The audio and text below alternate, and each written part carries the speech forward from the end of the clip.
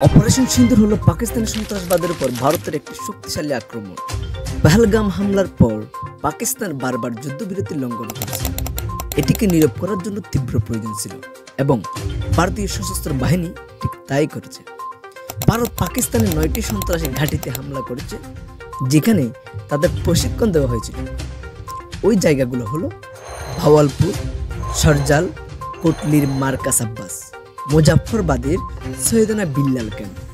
এই স্থানগুলো ছিল জৈশ-ই মোহাম্মদের ক্যাম্প এবং মার্কাস তৈবা, মার্কাস আহল হাদিস এবং সোয়াই নাল্লা ক্যাম্প ছিল লস্করে তৈয়বার একটি আস্থান। একইভাবে শিয়ালকোট এবং কোটলিতে হিজবুল মুজাহিদ্দিনের ঘাঁটিতেও আক্রমণ করা হয়েছে। ভারতীয় সশস্ত্র বাহিনী স্পষ্ট করে দিয়েছে যে কোনো পাকিস্তানি সামরিক স্থাপনাতে লক্ষ্যবস্তু করা হয়নি এবং কোনো বেসামরিক এলাকাতেও আক্রমণ করা হয়নি। আক্রমণ কেবলমাত্র ওই সন্ত্রাসী শিবিরের উপরেই আক্রমণ করা হয়েছে এবং পাকিস্তান বিভ্রান্ত যে যদি তারা বলে যে আক্রমণ হয়েছে, তাহলে তাদের স্বীকার করতে হবে যে তারা এখনও সন্ত্রাসী সংগঠনগুলিকে আশ্রয় দেয় এবং যদি তারা চুপ থাকে তবে তাদের এখনও অপমানিত হতে হবে। এর অর্থ হলো পাকিস্তানি সেনাবাহিনীর উভয় পক্ষ থেকেই সমালোচনার সম্মুখীন হচ্ছে। কিছুদিন ধরে ভাবছিলাম যে পহেলগাম হামলার পর ভারত কোনো আক্রমণাত্মক পদক্ষেপ নিচ্ছে না কেন, অথচ আগে যেখানে 10-12 দিনে নিয়েছিল, আর এখন অপারেশন সিন্দুর নিয়ে সবকিছুই একবার যুক্তিসঙ্গত, কিন্তু তবুও পাকিস্তান একটি ফাঁদ তৈরির পরিকল্পনা করছে। আজকের ভিডিওতে আমরা তুলনা করব ভারত এবং পাকিস্তান একে অপরের তুলনায় কোথায় দাঁড়িয়ে আছে এবং ভিডিও শেষে আমরা বুঝতে পারবো উভয় দেশ একে অপরের কাছ থেকে কি শিখতে পারে। ক্ষমতায় আসলে কেবল সামরিক শক্তি যথেষ্ট নয়, কারণ সামরিক বাহিনী তৈরি করতে সৈন্যদের বেতন দিতে, বন্দুক কিনতে, গোলা বারুদ, ট্যাঙ্ক কিনতে অর্থের প্রয়োজন হয়। সেজন্য একটি দেশের শক্তির প্রথম স্তম্ভ হলো অর্থনীতি। আসল সংখ্যা দিয়ে শুরু করি।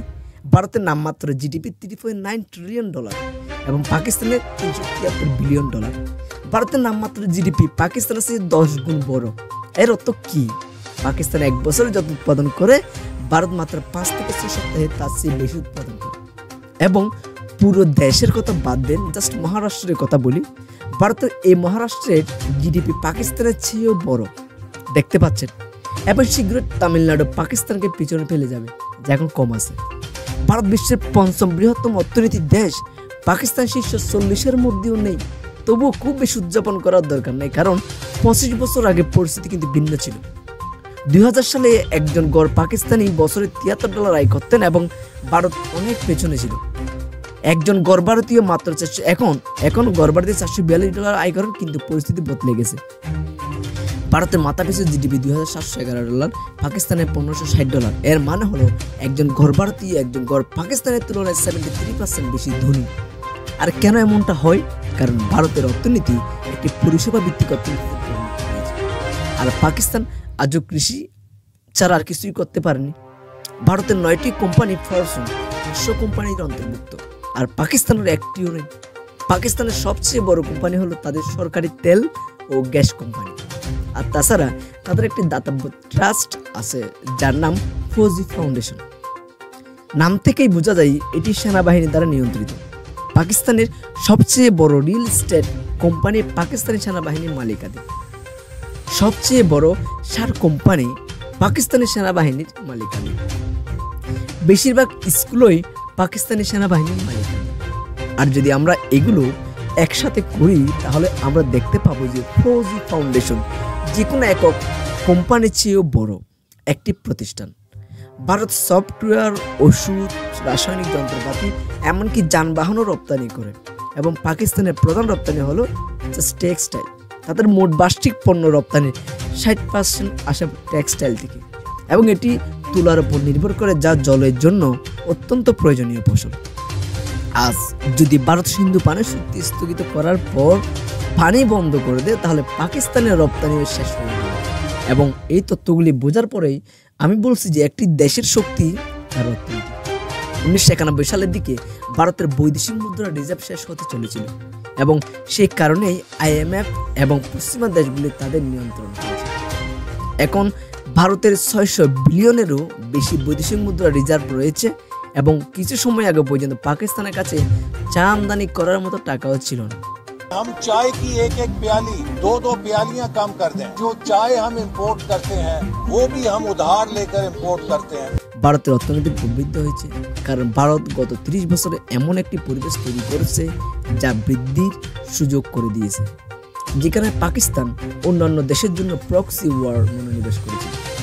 তারা মার্কিন যুক্তরাষ্ট্রকে আফগানিস্তানে মুজাহিদ্দিনের প্রশিক্ষণ দিতে সাহায্য করেছিল, যারা পরে তালেবান হয়ে ওঠে এবং আজ তারা কেবল আফগানিস্তানকে নয়, পাকিস্তানি তেহরিকে তালেবান পাকিস্তান প্রতিষ্ঠা করেছে এবং তারা নিরীহ পাকিস্তানিদের জন্য বিপদ হয়ে উঠেছে।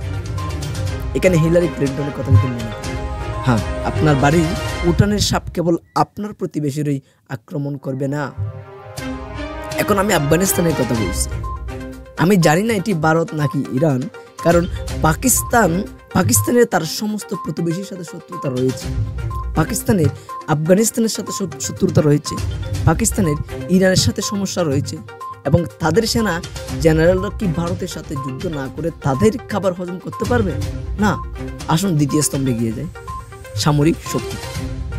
কিছু জাতের সেনাবাহিনী আছে, কিন্তু পাকিস্তানে সেনাবাহিনীর একটি জাতি আছে। পাকিস্তানের সেনাবাহিনী সম্পর্কে আমি কি বলতে পারি? পাঞ্জাবি ভাষায় একটি প্রবাদ আছে, জং কাদি জি জিতায়া নেহি তো নির্বাচন কাদি হারিয়া নেহি। পাকিস্তানি সেনাবাহিনী কোনো যুদ্ধ জয়লাভ করেনি এবং তারা কোনো পাকিস্তানি নির্বাচনে কিন্তু কখনো হারেনি। পাকিস্তানি সেনাবাহিনী সীমাহীন ক্ষমতা এবং পাকিস্তানি রাজনীতি উপভোগ করে, কিন্তু যখন সংখ্যার কথা আসে তখন ভারতের মোট 14 লক্ষ সক্রিয় সৈন্য রয়েছে এবং পাকিস্তানের মাত্র 6.6 লক্ষ। ভারতের প্রতিরক্ষা বাজেট $80 বিলিয়ন, পাকিস্তানের মাত্র $10 বিলিয়ন, অন্তত আনুষ্ঠানিকভাবে এটা বললাম। তার মানে ভারতের বাজেট তাদের তুলনায় 8 গুণ বেশি। কিন্তু যখন পারমাণবিক অস্ত্রের কথা আসে তখন উভয় দেশের কিন্তু একে অপরের সাথে সমানভাবে মিলে যায়। উভয় দেশের কাছে প্রায় 172টির মতো পারমাণবিক ওয়ারহেড রয়েছে, যার কারণে সরাসরি সংঘাত খুবই কঠিন হয়ে পড়েছে। পাকিস্তান কিভাবে পারমাণবিক অস্ত্র পেল? গল্পটা কিন্তু খুবই আকর্ষণীয়। যে বিজ্ঞানী পাকিস্তানকে পারমাণবিক শক্তিধর করে তুলেছিলেন তাকে বলা হয় মার্চেন্ট অফ ভেনিস। সেনাবাহিনী, বিমান বাহিনী, নৌবাহিনী এবং প্রতিটি ক্ষেত্রে ভারতের গুণগত পরিমাণগত সুবিধা রয়েছে। তা সে যুদ্ধ বিমান, যুদ্ধ জাহাজ, বর বা কামান হোক, যাই হোক, ভারতের 4000-এরও বেশি ট্যাঙ্ক রয়েছে, যেখানে পাকিস্তানের মাত্র 2000-এর মতো। ভারতীয় বিমান বাহিনী 4th প্রজন্ম এবং 4.5 প্রজন্মের যুদ্ধ বিমান রয়েছে, কিন্তু পাকিস্তানের F-16 এবং JF-7 রয়েছে। আপনি এবার তুলনা করতে পারেন, JF-7 জোটগুলো চীন থেকে এসেছে এবং পাকিস্তান ইন্টারনেটে তাদের সম্পর্কে প্রচুর প্রচারণা চালাচ্ছে। আমরা অবশ্যই ভিডিওতে এই বিষয় নিয়ে আসবো। পাকিস্তানের নৌবাহিনী কেবল একটি উপকূলীয় প্রতিরক্ষা বাহিনী, মালাক্কা প্রণালী থেকে পারস্য উপসাগর পর্যন্ত, যেখানে ভারতীয় সেনাবাহিনী তার শক্তি প্রদর্শন করে। এমনকি সোমালিয়া জলদস্যুরা কিন্তু ভারতকে ভয় করে। কেন? তাদের নৌবাহিনীর কারণে। চীনও কিন্তু এর জন্য নিয়ন্ত্রণে রয়েছে। আমরা সবসময় ভারতীয় নৌবাহিনীর মামলা কিন্তু উপেক্ষা করি।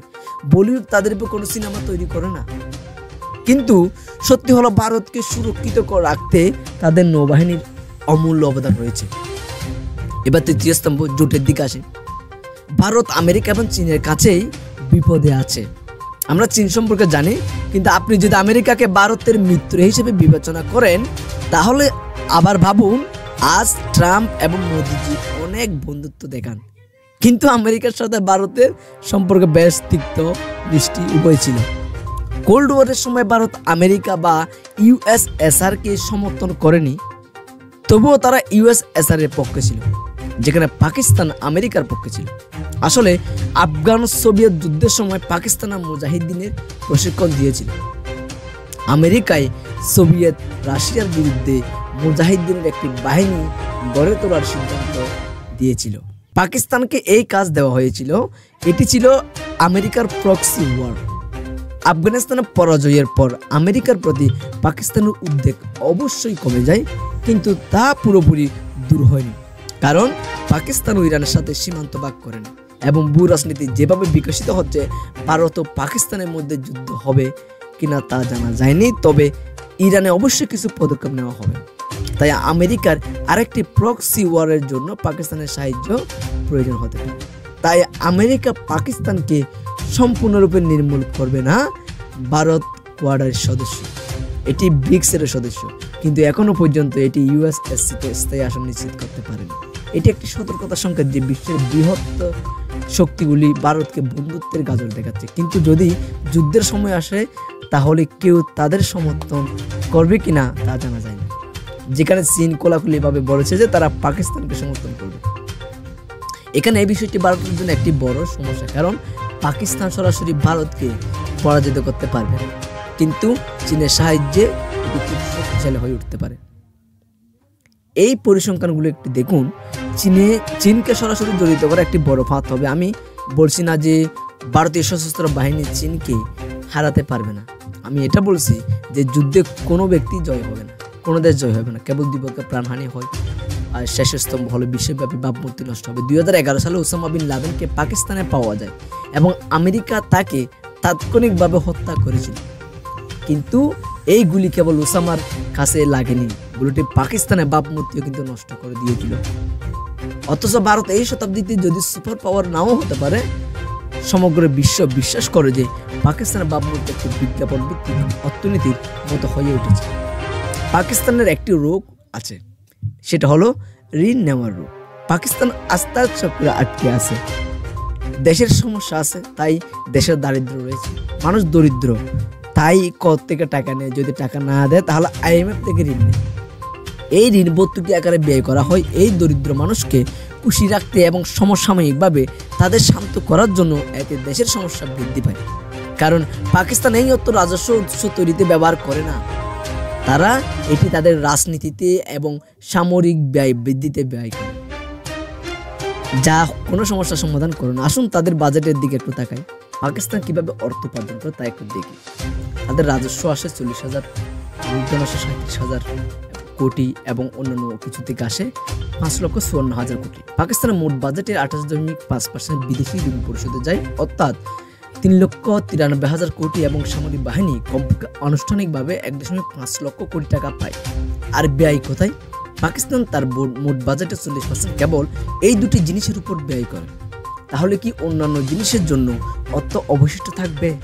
নাও, থাকবে না। এই ঋণ পরিশোধের জন্য পাকিস্তান নতুন ঋণ গ্রহণ করে। পাকিস্তানের ইতিহাস বুঝতে পেরে ভারত এখন IMF-কে পাকিস্তানকে ঋণ দেওয়া বন্ধ করার জন্য চেষ্টা করছে। বিচ্ছিন্নতাই হবে মূল চাবিকাঠি এবং এটাই হবে ভারতের সবচেয়ে কার্যকর অস্ত্র, যা ভারতের পাশাপাশি পাকিস্তানের সাধারণ মানুষের ক্ষতি করে, এবং তা হলো পাকিস্তানের সেনাবাহিনী। একবার ভাবুন, যদি পাকিস্তানের সেনাবাহিনী পাকিস্তানের নীতি নির্দেশ করে যদি প্রতিটি সেনা কর্মকর্তা অবসর গ্রহণের সময় বেতন পান, তাহলে তাকে 10 লক্ষ টাকা বেতন দেওয়া হবে এবং জমি দেওয়া হবে। পাকিস্তানি সেনাবাহিনী আনুষ্ঠানিকভাবে সমগ্র পাকিস্তানে 12% জমির মালিক। যখন একজন মেজর জেনারেল অবসর নেন, তখন তাকে উপহার হিসেবে 240 একর কৃষি জমি দেওয়া হয়। তাই পাকিস্তানের সমস্যা ভারত নয়, বরং তাদের নিজস্ব সেনাবাহিনী। ভিডিও শুরুতে আমরা একটি ফাঁদের কথা বলেছিলাম না? এই হলো সেই ফাঁদ। পাকিস্তানি সেনাবাহিনী বিশ্বকে বোঝাতে চায় যে এটি কতটা গুরুত্বপূর্ণ। তাদের ছাড়া পাকিস্তান টিকে থাকতে পারে না। সত্য হলো যে পাকিস্তান তাদের কারণেই লড়াই করছে। আর ভারত ও পাকিস্তানের মধ্যে এই যুদ্ধ হবে একটি আদর্শিক যুদ্ধ, যা বন্দুক দিয়ে নয় বরং তত্ত্বের মাধ্যমে পাকিস্তানের সেনাবাহিনী ভাবমূর্তি ক্ষুণ্ণ করে লড়াই করা হবে, যেখানে ভারতের বিশ্বকে পাকিস্তানের সামরিক বাহিনীর প্রভাব কমাতে রাজি করাতে হবে, যাতে এই অঞ্চলে শান্তি প্রতিষ্ঠিত হয়। কারণ যুদ্ধ করলেই প্রাণ যাবে, সমাজ যাবে, সব কিছু যাবে। যদি টেকনিকে যুদ্ধ করা হয় তাহলে ভারতের আর কোনো টেনশন থাকবে না, বাইরে বৈশ্বিক প্রভাবের কোনো টেনশন থাকবে না, চায়নার প্রভাবের কোনো চিন্তা থাকবে না, আমেরিকার প্রভাবের কোনো চিন্তা থাকবে না। এই হলো ভিডিওটা, এবং অপারেশন সিন্ধু নিয়ে অবশ্যই অনেক ভিডিও থাকবে, সকলে দেখবেন এবং এটা কেমন হয়েছে কমেন্ট করে জানাবেন, আপনার মতামত কমেন্ট করে জানাবেন। Thank you for watching till the and.